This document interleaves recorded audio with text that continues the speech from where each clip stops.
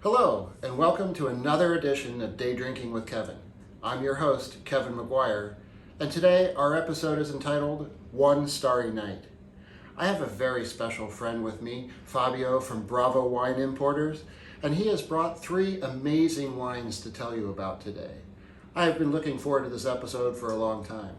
Fabio, thank you for joining me today. Thanks for having me, Kevin. Appreciate it. Yeah, why don't you tell me a little bit about the wines you brought for us today? Yes, so today I brought for you a Governo from Tuscany, also another Tuscan wine, this Bulgari from La Corsa, and we have Starry Night Sonoma County Zinfandel from California. Fantastic. Yeah, these are all three great wines, although I'm really looking forward to trying the middle one because I understand this is a new offering for Yes, Bravo? this is actually a new wine that we just brought in this past week. Fantastic. And supposed to be very, very good, so we'll see.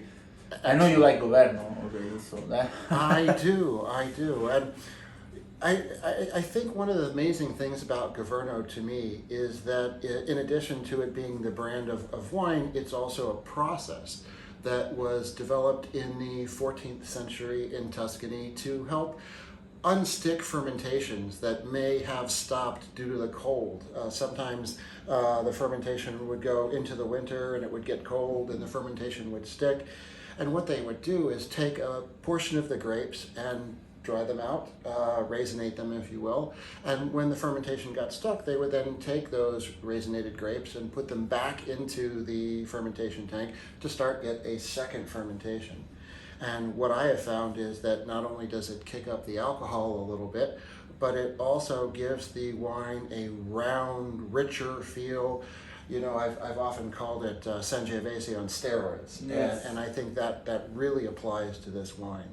But tell us a little bit about the wine and what kinds of things will pair with it. As you were mentioning, the Governo is a different method of fermentation, right? So basically what happened, the grapes are harvested, and some of them they go straight to fermentation, some of them they get put on the side and dry, and then they basically use those dried grapes to revitalize the yeast.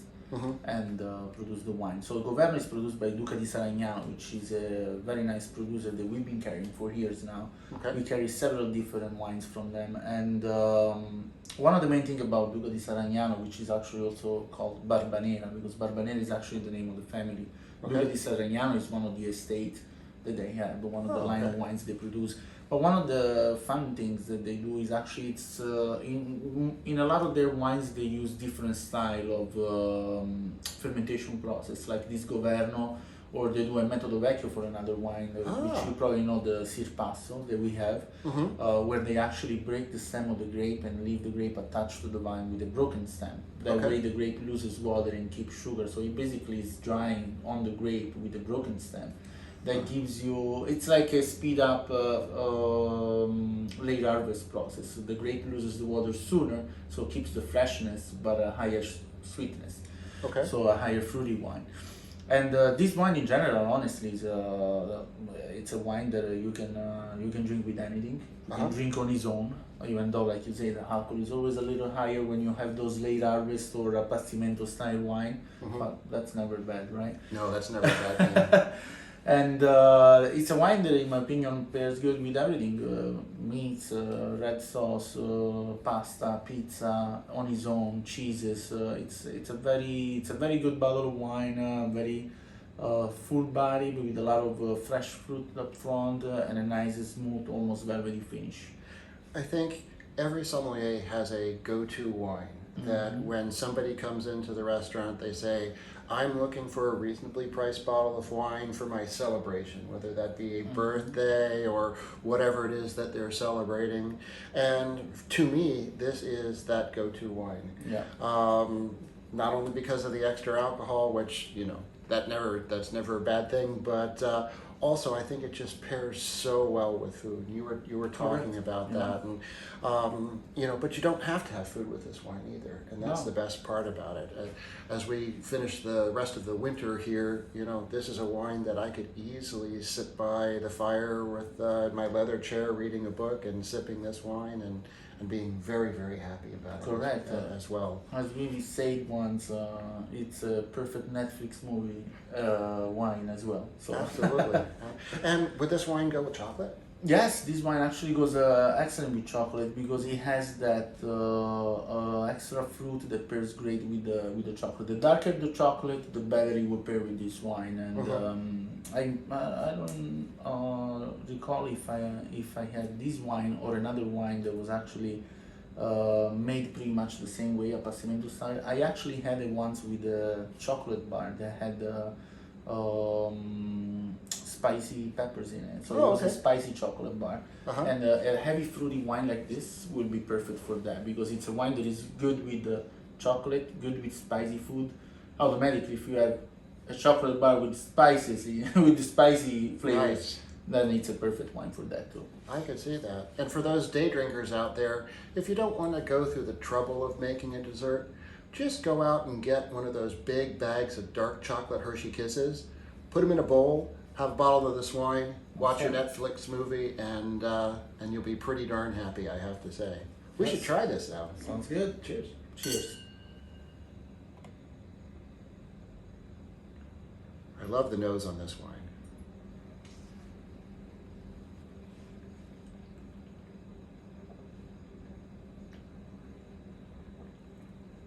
It's very nice. I like that velvety notes at the end. Absolutely, absolutely. And it's almost kind of has the same kind of mouthfeel to it as like an old vine Zinfandel or something. Mm-hmm. That big, rich, fruity kind of taste. And I can picture that with the pasta and the meat sauce or chicken parmesan. stew. Oh yeah, absolutely. Absolutely. That would be really amazing here.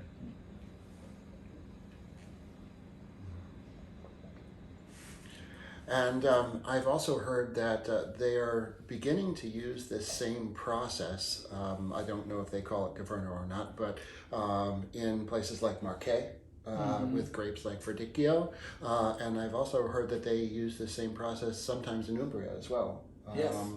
And so it's obviously become very, very popular. I think this actually Governo is now in IGT, Mm-hmm. but I won't be surprised if in the near future the Governo wine from Tuscany will actually become a DOC. Mm-hmm. I think Berber actually was one of the first one to actually require a DOC for this style of wine and for this method of production especially to be a DOC in Tuscany. So maybe in the long run you'll be able to have an IGT bottle of Governo and a DOC bottle of Governo. You have your own collection of same wine with two different denominations. Well, I hope when it becomes a DOC, it doesn't go up in price too much. I hope so. Hope not.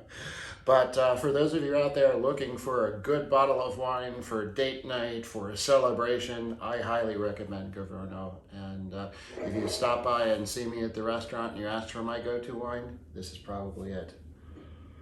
All right, why don't you tell us a little bit about the next wine? Yes, the next wine is actually new to us, and I'll be trying it with you. Okay. So it's a question mark for me as well. I mean, I actually tried it a long time ago when we decided that we were gonna carry this wine, but then unfortunately the pandemic hit. So the beginning of 2020 was not a good year to bring in new products since restaurants were closed and we didn't know what was gonna happen. Now it seems like at least business-wise we have some kind of stability, and we decided to bring it in, and it's brand new. We just got it in last week, and it's a blend from southern Tuscany, from the Maremma area, Cabernet Sauvignon and Merlot. I think the only benefit of the pandemic was that day drinking became more popular. And thus, that's how day drinking with Kevin was born. So, but that's about the only benefit I can think of Yes. with regards to the pandemic. So we are in Maremma, so southern Tuscany for this wine. Obviously a little bit lower altitude compared to other area of Tuscany, a little bit more close to the ocean, so you get a nice breeze from the ocean. You usually get fruitier Sangiovese style wine or super Tuscan wines in the southern part of Tuscany compared to the northern part of Tuscany, and Bolgheri being one of the best area of production of super Tuscans, you know. Absolutely. Now, if we want to go into the details of a super Tuscan, that's a big question. I was a few days ago talking to my wife. She actually works in a very nice restaurant in DC, and she has to take a test every week. Okay. For about wine, food. So she came back home the other day and she goes, "So what is a super Tuscan?" And I was like, "That's a big question with many different answers." And so I told her what a super Tuscan is to me. To me, a super Tuscan is a wine that has not a denomination. It might be a DOC, it might be an IGT, but usually it's a blend that comes from Tuscany. Now, do you define a Chianti as a super Tuscan? No, but a Bolgheri you might define that as a super Tuscan. So in my opinion, a super Tuscan is a wine that doesn't have a denomination, or that it has a denomination or has a blended denomination like the Bolgheri is, you know. That's the definition of a super Tuscan wine to me. Even in Italy, for the longest time, they didn't really have a super Tuscan. Like all the Americans were going to Italy and say, "Hey, can I have a nice bottle of super Tuscan?" It was like, everything is super over here. That's true. With the classic Italian pride, right? And now even in Italy, they're starting to understand that maybe a Rosso Toscano is a super Tuscan. So they want a blend. They want something that is not a Chianti, that is not a Brunello, that is not a Morellino. They want something different, like a blend of grapes from Tuscany. So this one, in my opinion, is a very nice super Tuscan. A Bolgheri might be a very nice super Tuscan. This is 50-50 Cabernet and Cabernet Sauvignon and Merlot. And it has a very nice, should have, as far as I remember, a very nice long-lasting finish and sort of on the fruity side. So. And the history of Super Tuscans started in the late 1960s, right? With a group of pioneers that didn't want to conform to the normal DOC regulations. That's right. And they decided, well, what if I want to put Cabernet or Merlot or some other grapes into my wine, and I don't want it to have just Sangiovese or the prescribed blend. Now, they made a great wine. Yeah. But then wasn't it initially classified as like table wine or something like that? Yes. So basically, back then we had only two classifications, right? Either we had a DOC or we had a table wine. So now you can give me the best wine ever and still be a table wine if you didn't do it following the DOC denominations. But so basically the story is that Sassicaia, when they released the Sassicaia in the late 60s, there was a journalist, a guy that actually rates wine, that he went to taste the Sassicaia, and the Sassicaia was a table wine back then. And he said, "Oh my God, this wine can be a table wine. This is a dream wine," which in Italy translates much better, because in Italy it says this is not a vino da tavola, which means this is not a table wine, but it's a vino da favola, which means it's a dream wine. Okay. So the translation is amazing in Italian. And so that's basically where the history of then the new denomination happens, you know, with the DOC, the DOCG, and the IGT, and the Vino da Tavola. So then Sassicaia became his own DOC. So I was going to say I have a couple bottles of Sassicaia that I think are $200-$400 a bottle or whatever. Yeah. That's not table wine. That's not table wine. Not for the general day drinker out there, anyway. That's right, and you know it's good. Like in everything, you have you can have a very inexpensive bottle of Chianti. You can have a very amazing bottle of Chianti. You can have a very inexpensive Super Tuscan. You can have an amazing and a very expensive bottle of Super Tuscan. So yeah. That's the story about the Super Tuscan wines and the Bolgheri.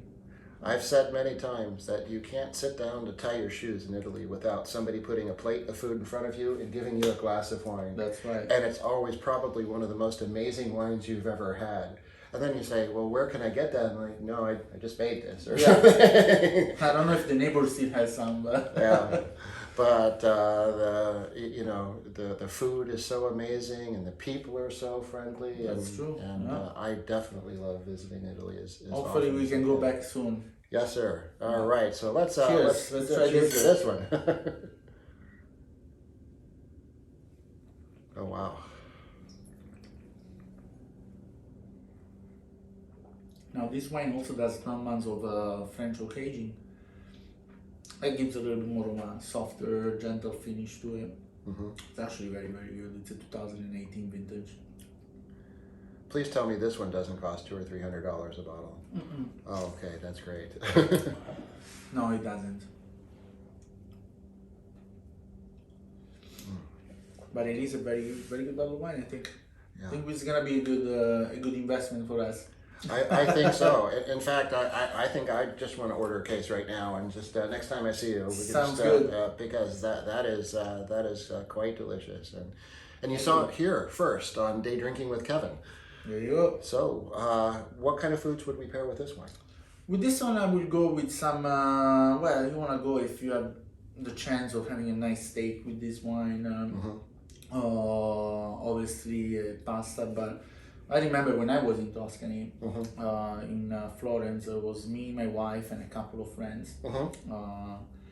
And don't tell this to my mom. Well, she won't understand, but we went in Tuscany and we went to this very nice small restaurant.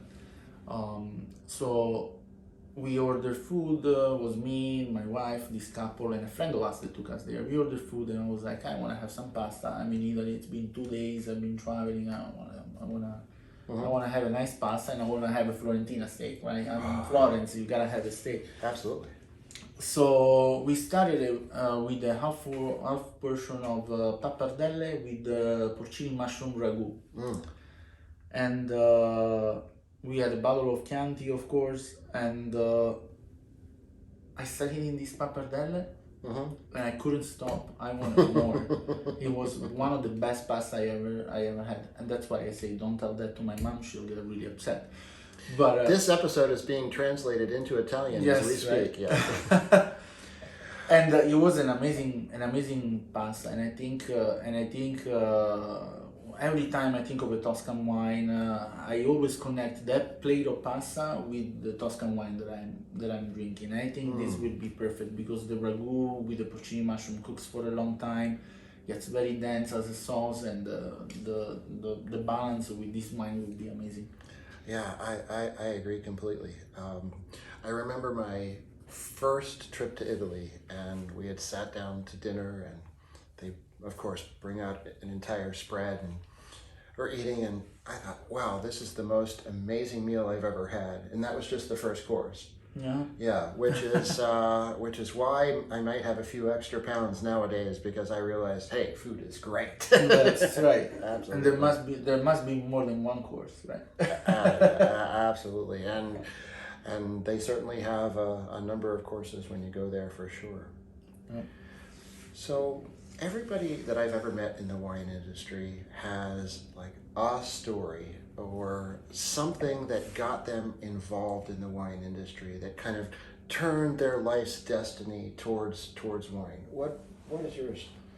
Well, my brother is the reason why I'm here in the United States. My brother opened the restaurant here, in Connecticut. A while back, and I used to come every summer after high school. Once I was done with high school, the summer vacation I used to spend it here, but put some money on the side, and then go back to Italy and start the new year of school, right? Okay. So the last year of high school, I decided that once I was done, I was actually gonna stay and work with my brother in his restaurant, and his restaurant was amazing. Okay. I say was because now it's been sold and it's been closed for a while. It's somebody else's now. Okay. But we in 2008 we were top 1,000 in the United States and number one in Connecticut for Wow. Italian restaurants. So Fantastic. it was very good. And we had a very nice, extensive wine list. And that's when I started to pick up everything about wine, right? It was involving me more and more day by day when the salesman, now I'm a salesman so I know, but I used to be on the other side and the salesmen were coming over and taste the wine with us, so I was trying this, I was trying that, and I tried some very amazing wines with the time, and it was getting more and more interesting all the time.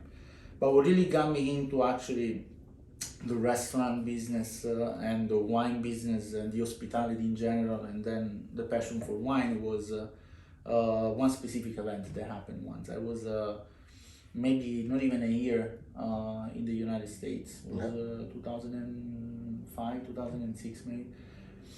And I was at the restaurant. I was a busboy, so it's not like I went to work at my brother's restaurant and I was a waiter. I was a regular busboy, barely speaking any English. And I was at the restaurant in between lunch and dinner and the phone rings. So I pick up the phone and it was actually American Express making a reservation for one of their black credit card holders. And they wanted to come at 4 o'clock. And I was like, I'm sorry, but we open at 5. If they want to come around 4:30, they can come.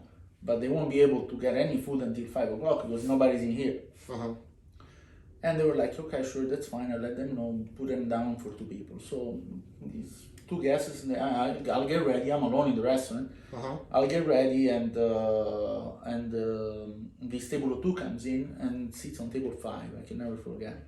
And they look at the wine list, and they ordered me a bottle of Sassicaia. I made it on purpose, you see. They ordered me a bottle of Sassicaia, and I knew that when I was gonna go, I didn't know much back then about wine. I was just there probably a year. But I knew that when I was picking up a bottle of wine from a part of the cellar where usually nobody goes, that's because it's an expensive bottle of wine. Got it, yeah. So, and I knew that I had to decant that. So I got the bottle of Sassicaia, I got the filter, I opened the bottle and I decanted. But when I decanted the wine, as I was decanting the wine, I took the bottle and I put it upside down. I was in my head I was like, I want to make sure this guy gets every single little tear of this wine because it's an expensive bottle of wine. But he actually stopped me and said, I know you're very young and I know that you probably don't know what you're doing right now. But when you decant a bottle of wine, you always want to leave a little bit at the bottom because that's most likely sediment. You know, was even an older vintage bottle of Sassicaia. So I was like, oh, okay, I'm sorry. And he was like, no, that's totally fine, no problem. So we had a great meal. Meanwhile, the kitchen staff came in and my brother came in and everything was fine. So they had a great time and they left. Then in 2012, so several years after, I opened a restaurant with my brother. And one night we actually had a party of 10 coming to the restaurant. And it was raining outside and we had a small parking lot. So everybody came in and then a lady came in and she was like, I was like, is everybody here? And she was like, no, I'm sorry, my husband is parking the car, you'll be right in. I was like, okay. And then I saw the lady, I was like, I remember her, but I don't remember where she's from. I think I've seen her, you know? And then the husband comes in and I was like, yeah, that's the guy that told me about the candle. Years ago. So I called the waitress and I suggested the waitress to offer a bottle of wine to a glass of prosecco to everybody. And I made a little appetizer. I had the kitchen make a little appetizer for everybody at the table. And the guy was like, why so much attention? And I went to the table and I said, well, 6, 7, 8 years ago, you taught me how to open and decant a bottle of wine. The least I can do for you now that I have my own restaurant is to actually offer you a little champagne, a little prosecco, a little champagne, and some appetizer on me. I want to thank you for that. Wow. And he was so amazed, and he was like, oh my God, that was you? I was like, yeah, that was me. And then I say, by the way, you want to take a look at my collection of Sassicaia that I have over there? Because I actually, in our wine bar, we had over 500 wines. Wow. And 140 were by the glass, and some very old vintages of Sassicaia, like 3, 4 different, like a very nice vertical of Sassicaia. I remember there was a 1982 in there, and then there was another 4 different vintages of it. So It was that's my story. That's how I got into the restaurant business, into the wine business. Then my wife got relocated here in this area, and I started working with Bravo Wine since 2015. So. Wow, that's fantastic. And for those day drinkers out there, we will actually be having an entire episode on how to decant wines properly. So look forward to that in the future. Yeah, don't go like this. You won't be like that.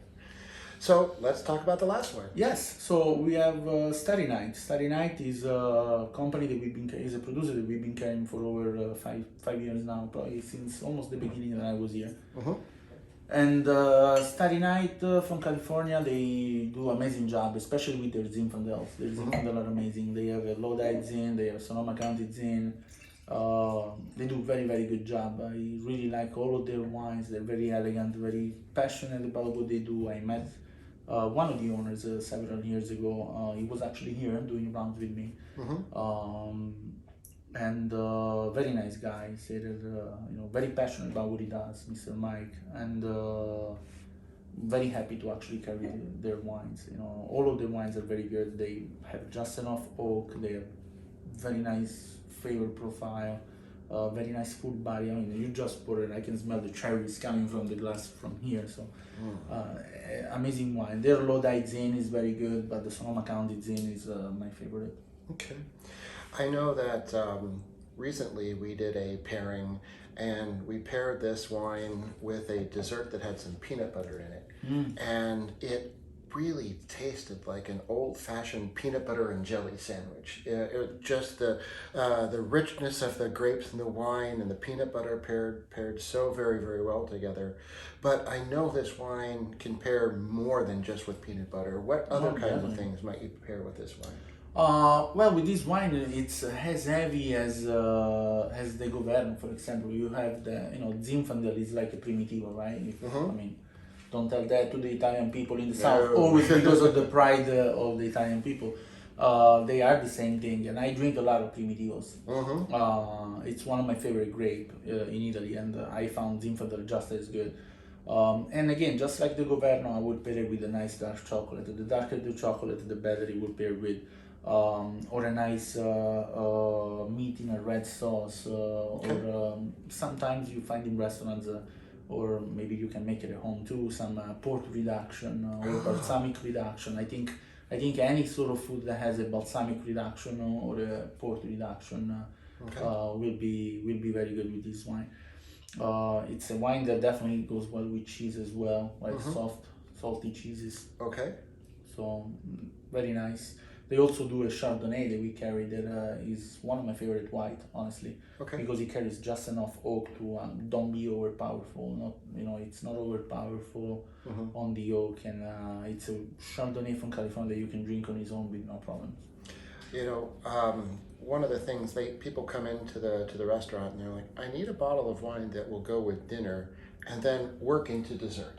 Because they may have had a bottle of sparkling wine to open the dinner with, and they may have gone through one or two other bottles over the course of the evening, and they don't want to have to open yet another bottle of wine or a different kind of wine. And so the Zinfandel, the Starry Night Zinfandel, you're right, it can go from dinner to a dark chocolate dessert, like a dark chocolate mousse or a chocolate lava cake or something, maybe dark chocolate cannoli. And it works really, really well, and definitely one of my favorite wines from Sonoma as well. We should try it. Yes. Cheers again. Thanks for having me. Absolutely.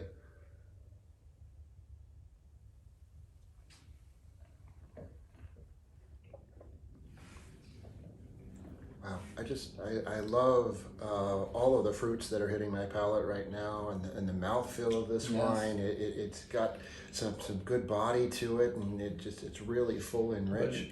A little bit of the tobacco notes, chocolatey as well, dark cherries. It's an amazing wine. It's very, very well made. In fact, I wonder if they make a dark chocolate version of that cherry in the middle. You know, the dessert, like the little candies with the cherry in the middle. Yes, the mochi. Yeah, because that would be amazing with this Yes, wine. yes. If not, I need to make some. If any of you day drinkers out there are candy makers, please contact me, because I think we might have an idea that could be a winner here for I'll come for that. Absolutely. Absolutely. Wow, you have brought 3 amazing wines for us to try today. Thank The you. Governo and the Bulgari and the Starry Zinfandel. Thank you so much for your Thank time and spending it with my fellow day drinkers out there. And yeah, so cheers to you. Cheers. Thank you. Thank you again. And as always, if you like this episode, I'd really love you to subscribe, and please give us a thumbs up. And if you have suggestions for future episodes, please don't hesitate to contact me at daydrinkingwithkevin@gmail.com. Until next time, this is Kevin McGuire saying, salute. Salute.